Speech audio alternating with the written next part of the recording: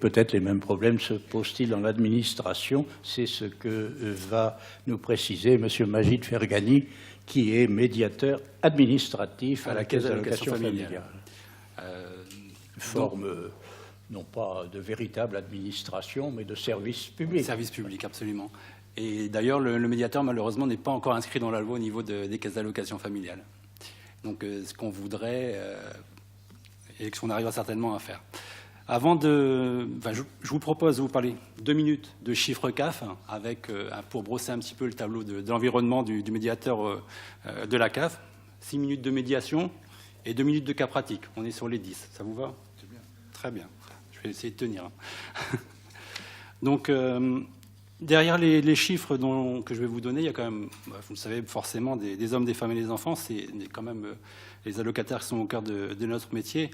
Nous avons 543 782 allocataires. Je suis précis sur le chiffre parce qu'il n'est pas question d'en oublier un. Avec 1 414 124 personnes couvertes. Sur la cave du Nord, c'est quand même la plus grande cave de France. Plus grande que la cave de Paris, sur un territoire de 2 600 000 habitants, 650 communes. Nous avons 9 agences au niveau de la caisse d'allocation qui vont de Dunkerque à Maubeuge. Voilà, donc pour quelques chiffres. Sinon, ce qui est important de savoir quand même, c'est qu'on a 4 allocataires sur 10, donc 40%, qui perçoivent un minima social. Donc, un minima social, le RSA socle, donc ça veut dire que c'est une personne qui n'a aucune ressources concernant par rapport au salaire, bénéficiaires d'allocation adulte handicapé. Nous avons 58% des allocataires qui perçoivent une aide au logement. Donc ce sont quand même des prestations qui sont sensibles. Nous avons, depuis le 1er janvier 2016, eu la création de la prime d'activité, donc une montée en charge avec un travail supplémentaire par rapport aux caisses d'allocation, d'où des réclamations au niveau et des réclamations et des contestations que la médiation ne gère pas. Nous ne gérons que réellement des dossiers en médiation. Des versements pour 3 500 millions de prestations légales et des prestations d'action sociale, je vais vous les passer. Des accueils téléphoniques, 740 594, les courriers, 7 424 741. Je suis précis parce que s'il y en a un en moins, on va dire qu'on l'a perdu.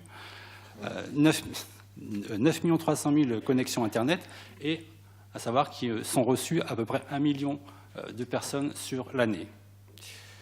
Tout ça pour vous dire que tout ça, c'est géré par 1500 salariés. On a des experts réglementation, nous avons des experts qui aident le médiateur dans leur travail.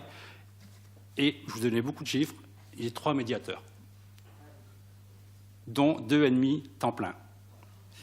Donc 3 médiateurs pour 543 782, un petit problème, combien il faut ajouter de chameaux pour avoir un bon ratio?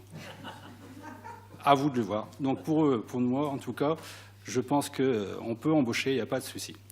Sinon, on a un réseau national depuis 2013 pour structurer la fonction. On est appuyé par ce réseau national. Nous avons récemment eu la création d'un médiateur indépendant au niveau national pour lequel nous pourrons solliciter pour formuler des recommandations en équité, dont vous a parlé Cyril Suiquet.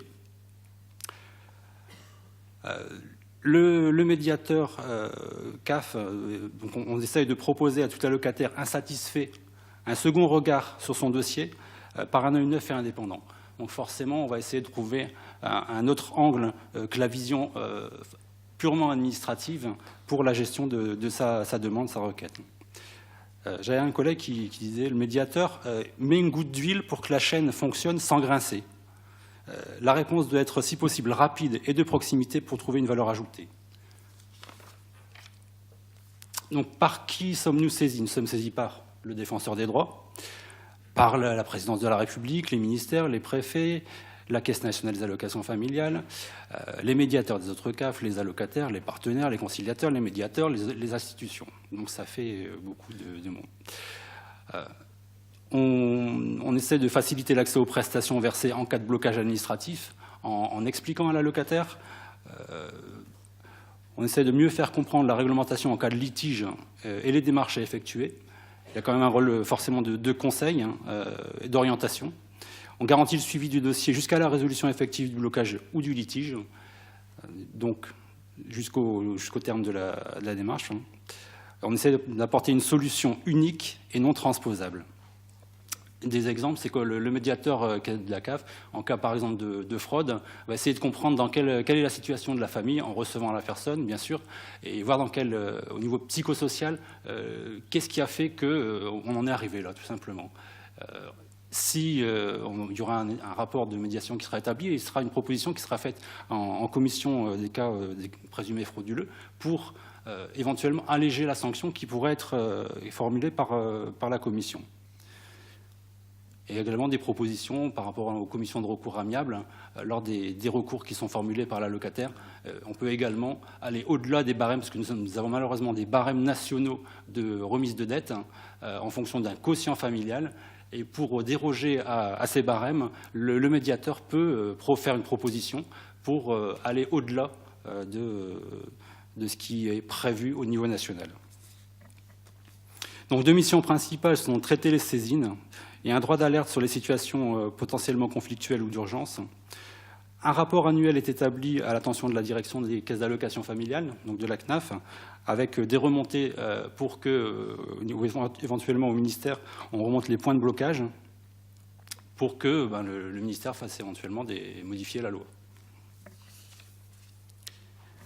Les qualités qui sont demandées par mon employeur pour avoir ma fiche de paye, c'est d'avoir de l'empathie, du conseil, de l'assistance, de l'écoute, de l'adaptabilité, une capacité à conceptualiser les situations en vue de résolution d'un problème et à la capacité de gérer les situations difficiles. C'est vrai que, comme on disait, c'est pas toujours évident. En réception, on est forcément sur de l'humain, donc bon. On a un réseau qui est assez important avec les conciliateurs CEPAM, les médiateurs Pôle emploi, travaillent ensemble pour les résolutions des situations. Et par contre, ce qui est important, c'est qu'on a besoin de temps. Il faut donner du temps à la médiation et donner du temps aux médiateurs.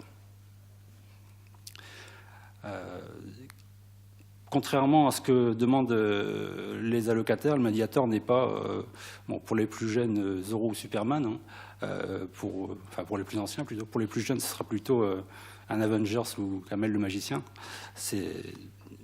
Mais bon, on fait ce qu'on peut avec ce qu'on a.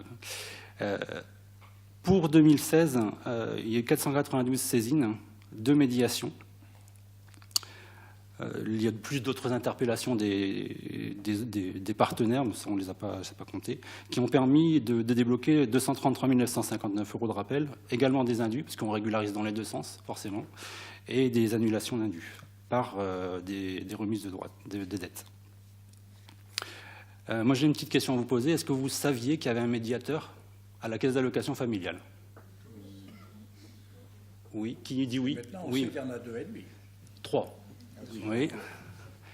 D'accord. Bon, c'est des. Je suis pas venu pour rien. Je suis content. C'est déjà pas mal. Ouais. Alors, sinon, sur quelques cas de saisine. La juridiction administrative ne le savait pas. Comment? Le tribunal administratif l'a découvert récemment, je le dis en passant. Bah oui, donc et la Cour, je ne suis pas sûr qu'elle était au courant non plus. Voyez. Ouais, et c'est pour ça qu'au niveau de la. Ça n'existe pas encore. Non, justement, c'est à partir du moment où on ouvre les portes, les gens rentrent. Donc si on a trop connaissance de la médiation, forcément, pour l'instant, nos prétentions ne permettent pas de... Mais on ne demande que ça. Il me reste 2 minutes pour mes cas pratiques. Pour mes cas, oui, absolument. Je vais vous donner quelques exemples de situations qui font que les allocataires nous interpellent. Par exemple, quand il y a des situations de fraude où là, systématiquement, on récupère 50% des prestations. En fonction de la situation, on peut éventuellement, le médiateur peut demander à ce qu'il y ait un allègement du recouvrement. Ça, c'est les cas les plus simples. Sinon, on se pose aussi le problème par rapport à la résidence alternée. À partir du moment où on a des enfants qui sont en résidence alternée, c'est beau sur le jugement. Au niveau de la famille, ça ne fonctionne pas forcément, surtout quand au niveau des prestations familiales, il faut désigner un allocataire, soit un allocataire unique, soit un partage des prestations. Là se pose le problème du versement des prestations, et c'est là qu'il se déchire. Il se déchirait déjà avant, pas forcément. Mais la résidence alternée n'a pas... au niveau des prestations, ce n'est pas évident à gérer, puisque bien souvent, il y a un désaccord. Et à partir du moment où il y a désaccord, la caisse d'allocation maintient le versement à la personne qui l'apercevait antérieurement, puisque le choix de l'allocataire, normalement, n'est modifiable qu'une fois par an. Mais s'il y a un accord des deux parties, si le médiateur trouve un accord avec les deux parties, on le fait, on fait la modification, sans problème. Sinon, par rapport à certaines situations, c'est vrai qu'on est interpellé par le défenseur des droits. Sur une situation en particulier où nous avions qualifié une créance de frauduleuse, la personne ne voulait pas entendre le mot fraude et est tombée malade, carrément, parce qu'il a reçu une notification présentant une suspicion, enfin même pas une suspicion, une reconnaissance de fraude. Il a fallu recevoir la personne et tout simplement lui réexpliquer qu'on n'était pas sur une fraude, puisqu'on n'avait pas fait de dépôt de plainte déjà, et voilà. Ça a permis tout simplement de faire comprendre la position de la CAF et d'expliquer notre point de vue. C'était une belle réussite. Oui.